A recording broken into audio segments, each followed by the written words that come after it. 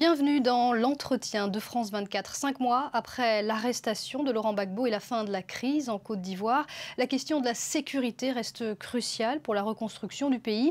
Nous recevons aujourd'hui le ministre de l'Intérieur de Côte d'Ivoire, M. Ahmed Bakayoko. Bonjour. Bonjour. Merci d'avoir répondu à notre invitation. Alors, au lendemain de la crise, Alassane Ouattara avait promis un retour rapide à la normale. Il y avait beaucoup de confusion alors entre l'armée, les forces républicaines de Côte d'Ivoire et les gendarmes et les policiers qui avaient servi sous l'ère Gbagbo. Où en est-on exactement aujourd'hui ? Écoutez, je vous remercie de l'opportunité et puis j'ai beaucoup de plaisir à vous retrouver dans vos studios après tous ces temps passés au Golfe. Ce que je peux dire, c'est que le retour à la normalité se passe très bien. La tendance est très bonne. Nous avons une progression qui défie ce qu'on a vu dans bien de pays où il a fallu 18 mois pour atteindre en quelques mois le taux que nous avons. Nous avons une reprise des forces de police et des gendarmeries qui est effective, avec un repli des forces militaires dans les casernes. Tout ça, c'est un processus. Les gens souhaiteraient qu'on aille assez vite pour camper la situation. Ce que je peux dire, beaucoup a été fait, mais nous reconnaissons que beaucoup reste à faire.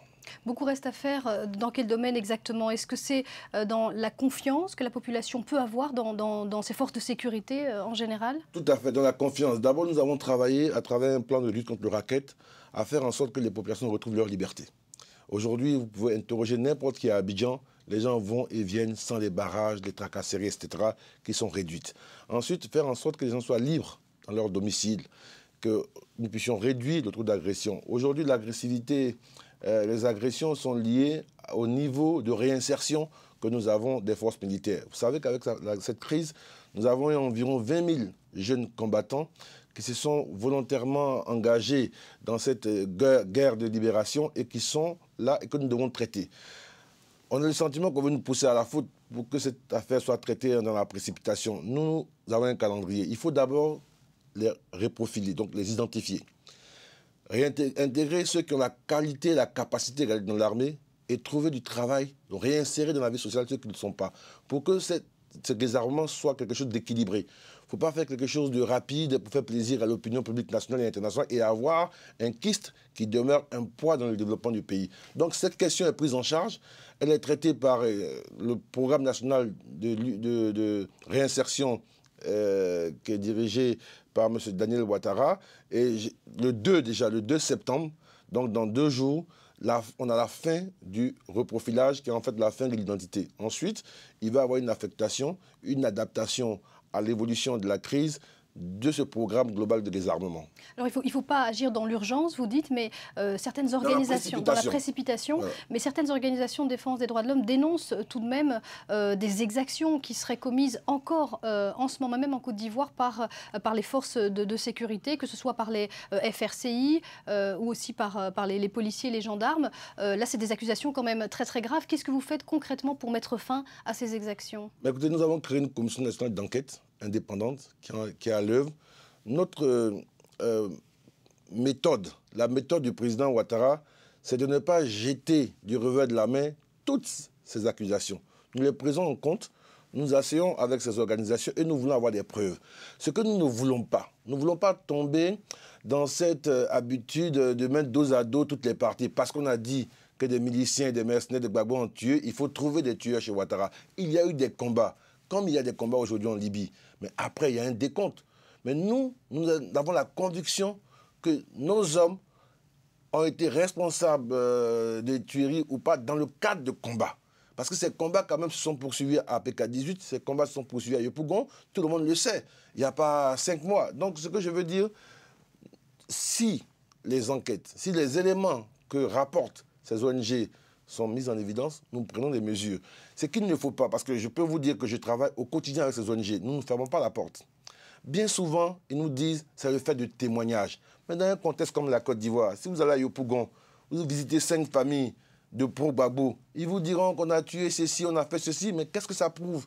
Nous, on veut des preuves, et s'il y a des preuves, on prendra les mesures. Il y a des charniers, notamment, qui ont été découverts. Et il n'y a pas que les organisations de défense des droits de l'homme, il y a aussi la section des droits de l'homme de l'ONU. L'ONU qu'on ne peut pas accuser d'être hostile, particulièrement au camp d'Alassane Ouattara. Nous ne disons même pas qu'elles sont hostiles. Nous disons que nous recevons et nous voulons traiter en toute équité ces questions. S'il y a des preuves, des mesures seront prises. En fait, les gens sont pressés. Cette crise, elle vient de finir. Il y a 5 mois, vous savez dans quelles conditions? On vient de mettre en place des responsables de l'armée.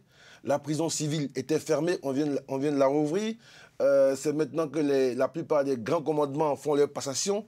Donc, tous ces dossiers seront pris en charge. C'est que je veux dire que personne ne se méprenne sur notre volonté politique.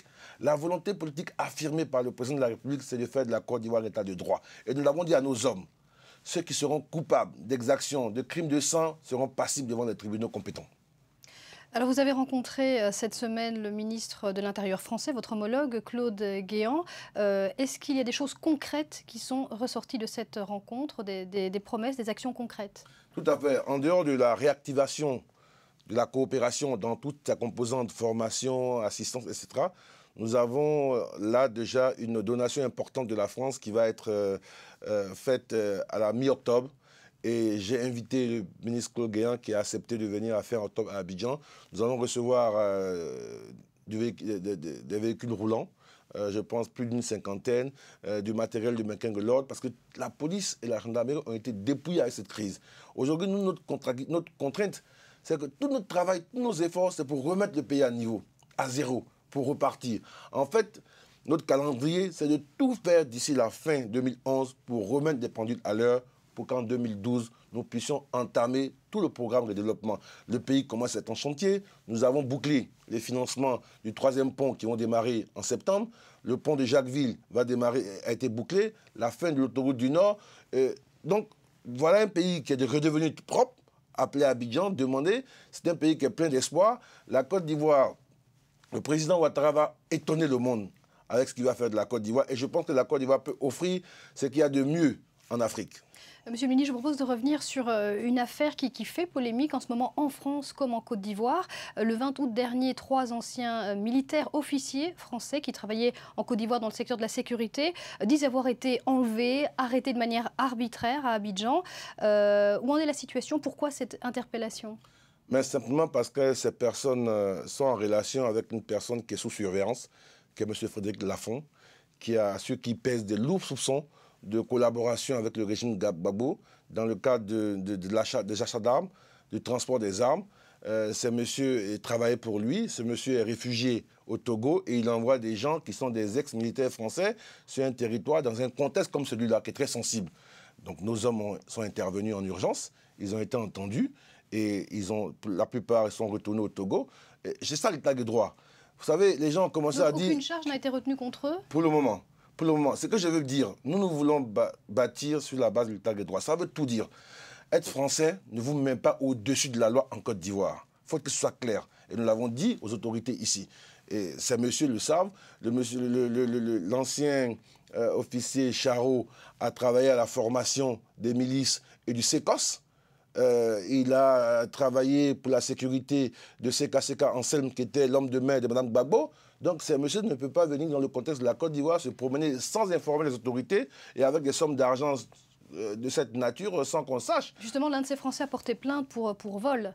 Notamment de cette somme d'argent. Mais en tout cas, ce que je voulais dire, est-ce que ce n'est pas un message un peu inquiétant aussi, toutes les personnes, qu'elles soient françaises ou ivoiriennes, qui ont pu collaborer avec certains proches du régime Gbagbo, est-ce que ça veut dire qu'elles peuvent être inquiétées à tout moment? Non, pas du tout, ça dépend de ce qu'on a fait. Il y a plein de gens du régime Gbagbo, même des partisans au plus haut niveau qui sont à Abidjan, qui circulent, mais il y en a qui savent, qui sont passifs. On ne peut pas rebâtir, on ne peut pas réconcilier sans la justice. Il y en a qui savent qu'ils sont passifs devant les tribunaux pour crimes économiques, pour crimes de sang. On ne peut pas laisser ça passer. Il y a quand même plus de 3000 morts dans cette crise. Les gens l'oublient vite. 3000 morts. Les Français qui ont été tués, enlevés et tués. On ne peut pas laisser passer ça sous silence. Ce n'est pas possible. Ce serait irresponsable et dangereux pour l'avenir du pays. Alors, ces hommes ont été apparemment interpellés par des membres de la garde républicaine qui travaillaient pour le compte du numéro 2 de la garde républicaine, le commandant Ouattao. Certains critiquent le commandant Ouattao, réclament même sa démission. Écoutez, nous gérons tout ça avec sérénité. Les gens veulent nous créer des contradictions inutiles. En fait, on voit venir. Il faut créer une contradiction pour que le président Ouattara soit obligé aussi rapidement, dans la précipitation, de prendre des sanctions comme ceux qui l'ont soutenu pour que ça crée une espèce de contradiction à l'intérieur. Non, Nous avons interpellé le commandant Ouattara, il le sait, il nous a informé, moi, ministre de l'Intérieur, des informations qu'il avait sur cette affaire. Je l'ai autorisé, si ces messieurs étaient en Côte d'Ivoire, de les interpeller et de les mettre à la disposition de la police. C'est ce qu'il a fait. Donc le président de la République, Alassane Ouattara, également était au courant? Écoutez, ce n'est pas sa responsabilité directe, j'étais au courant.